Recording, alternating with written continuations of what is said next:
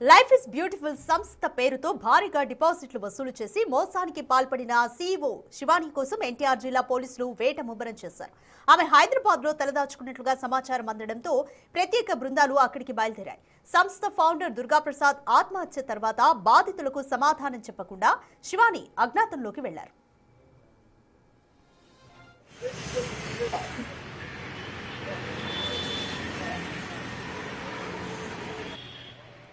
ఈ కుంభకోణంలో ఇప్పటికే 1200 మంది బాధితులను పోలీసులు గుర్తించారు. విజయవాడ, ఏలూరు, ఖమ్మం, నంద్యాల వంటి ప్రాంతాల నుంచి సుమారు 20 మందికి పైగా విసన్నపేట పోలీసులకు ఫిర్యాదు చేశారు.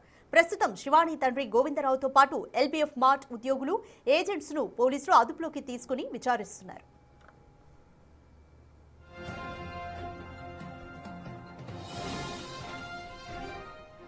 మరోవైపు అధిక వడ్డీ ఆశ చూపి మోసం చేసిన ఈ సంస్థను ప్రమోట్ చేసిన సోషల్ మీడియా ఇన్ఫ్లుయెన్సర్లపై కూడా చర్యలు తీసుకోవాలని బాధితులు ఫిర్యాదు చేయడం సంచలనంగా మారింది.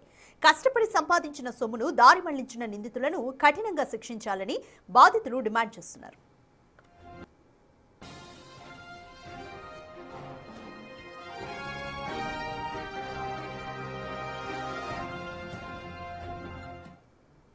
మోర్ డీటెయిల్స్ మా ప్రతినిధి శివ అందిస్తారు.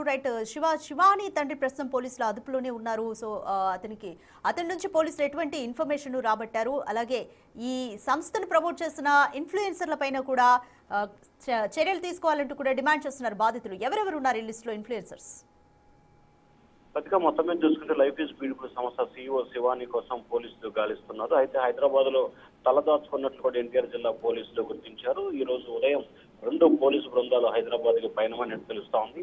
శివానిపై ఇప్పటికే విసన్నపేట, గంపలగూడెం పరిధిలో పోలీస్ స్టేషన్ లో కేసు నమోదు చేయి దాదాపుగా 20 మంది పైగా కూడా నిందితులు ఆయా పోలీస్ స్టేషన్ లో బాధితులు ఈ నిందితులపై కూడా ఫిర్యాదు చేసిన పరిస్థితి కనిపిస్తోంది. పోలీసుల అదుపులో ఉన్న ఎల్పీఎఫ్ మార్ట్ ఉద్యోగులు అలాగే ఏజెంట్లు శివాని తండ్రి ఉన్నారు. వారి వద్ద కీలకమైన సమాచారాన్ని రాబట్టినట్టు వారి సమాచారం ప్రకారం శివాని హైదరాబాద్ లో ఉన్నట్టు గుర్తించారు. అయితే ఎల్పీఎఫ్ ఫౌండర్ దుర్గాప్రసాద్ ఆత్మహత్య చేసుకున్న తర్వాత ఈ కేసులో బాధితులు అండగా ఉండాల్సి పోయిన శివాని కానీ ఏమాత్రం కూడా అండగా లేకుండా వారిని మోసం చేసే ప్రయత్నం చేసింది. లైఫ్ ఈజ్ సంస్థకు సంబంధించి దాదాపుగా 1200 మంది బాధితుల్ని పోలీసులు ఇప్పటివరకు గుర్తించారు.